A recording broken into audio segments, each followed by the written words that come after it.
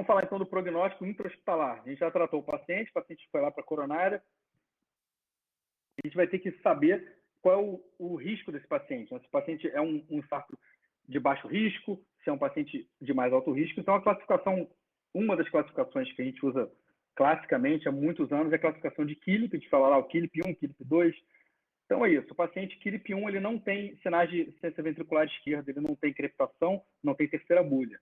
O paciente Killip 2, ele já tem crepitação ou terceira bulha, o paciente Killip 3, ele tem edema agudo de pulmão, e o paciente Killip 4 é o choque cardiogênico, a pressão histórica abaixo de 90 com hipoperfusão tecidual. Muitas vezes o paciente pode estar um pouco hipotenso, mas se ele não tiver sinais de hipoperfusão tecidual, a gente não considera ele como choque cardiogênico. Outros fatores de mau prognóstico são os pacientes que evoluem pior pós-infarto, né? Os idosos, sexo feminino, diabéticos, infarto prévio, paciente que já tem disfunção, insuficiência cardíaca prévia, e a M anterior, infarto anterior, sempre o prognóstico é pior do que o infarto inferior, e múltiplas derivações envolvidas que indicam uma doença coronariana mais grave, né?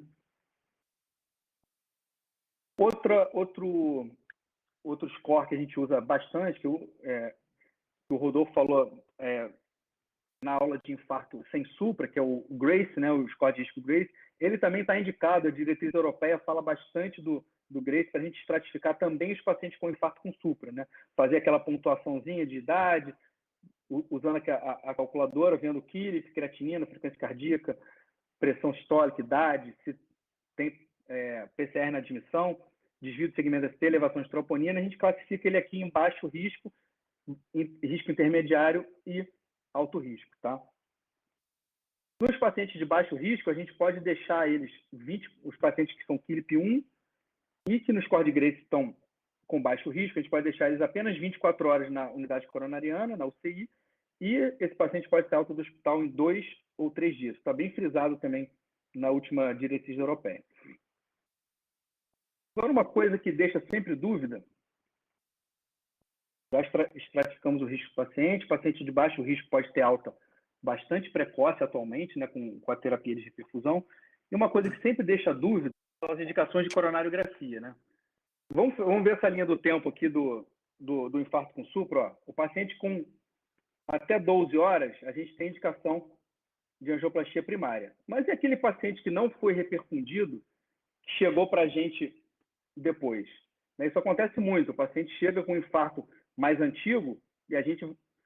Quando é que a gente vai botar esse paciente na coronariografia? Quando é que a gente vai... Qual é a indicação que a gente tem de estudar esse paciente, tá? Então, isso ao longo do tempo veio mudando muito. Antigamente, a gente estratificava esse paciente de forma não invasiva. Agora, a tendência é você levar todo o paciente com infarto com supra para a coronariografia, mesmo que ela seja tardia, tá? A única ressalva que a gente tem aqui, essa figura que é da diretriz europeia também, que é a mais recente, é nos pacientes com mais de 48 horas de infarto, aqui, ó. Até 48 horas de infarto, vale a pena você revascularizar ainda a lesão-alvo. Você tá autorizado, mesmo que seja uma classe aqui 2A, não mais uma classe 1, como é com menos de 12 horas. Agora, após 48 horas, você não está mais autorizado a tratar a artéria culpada ou vaso fechado sem alguma avaliação que você ainda tenha isquemia naquela parede, tá? Então, o paciente chegou para fazer o CAT, um infarto que não foi reperfundido, tá? Chegou lá com a artéria fechada. A gente fez o CAT, a artéria fechada. Essa artéria, alguns estudos compararam, o principal é o estudo OAT, né? O OAT Trial, comparou se você abrindo a artéria de todos os pacientes ou se você deixava aquela artéria fechada.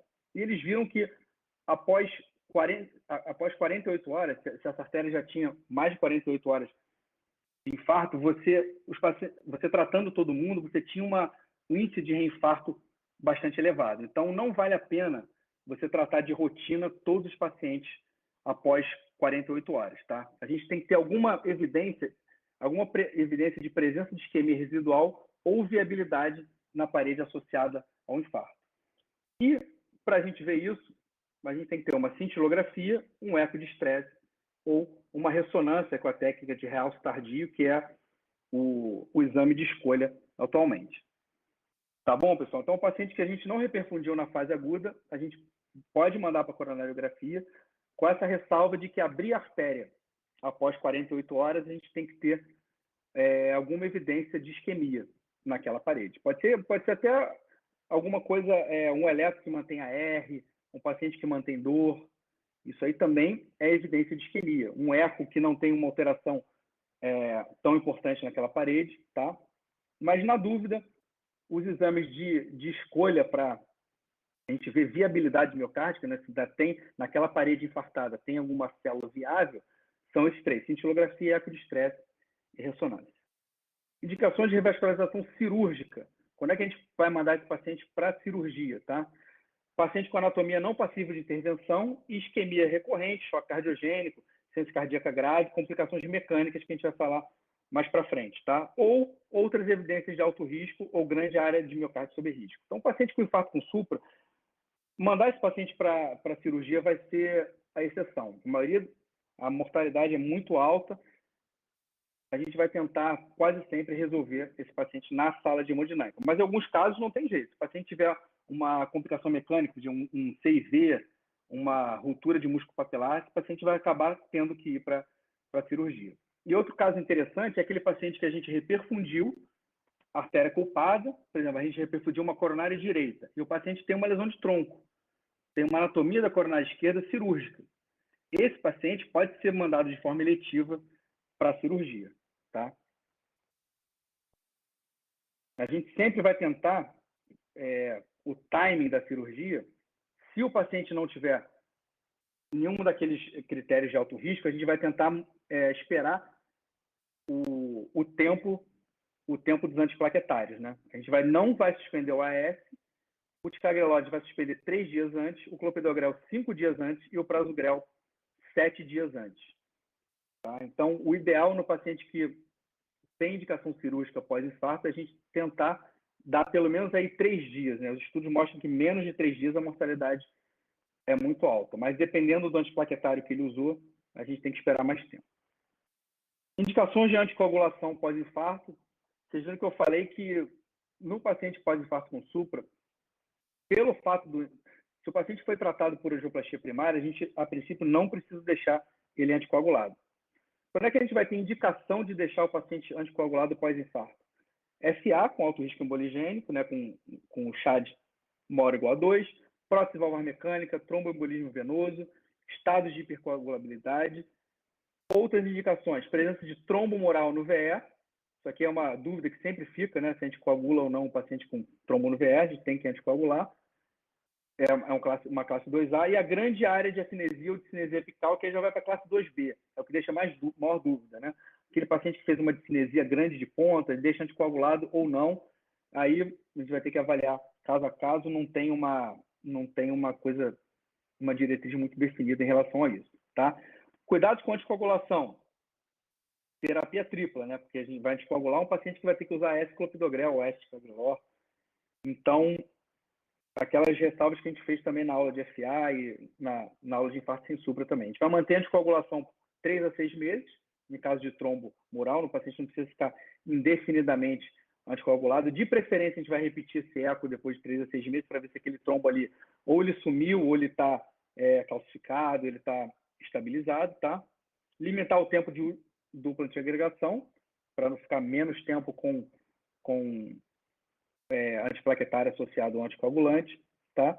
E aqui varfariam novos anticoagulantes orais, a gente já discutiu isso bastante. Os novos anticoagulantes, eles estão indicados aí no pós-infarto também, tá? A gente vai ter que associar aí com clopidogrel, a gente não deve associar essas drogas com ticagrelor ou prasugrel. Tá? Outras condutas aí, eu peguei uma coletânea aqui das diretrizes: controle glicêmico, ecocardiograma de rotina.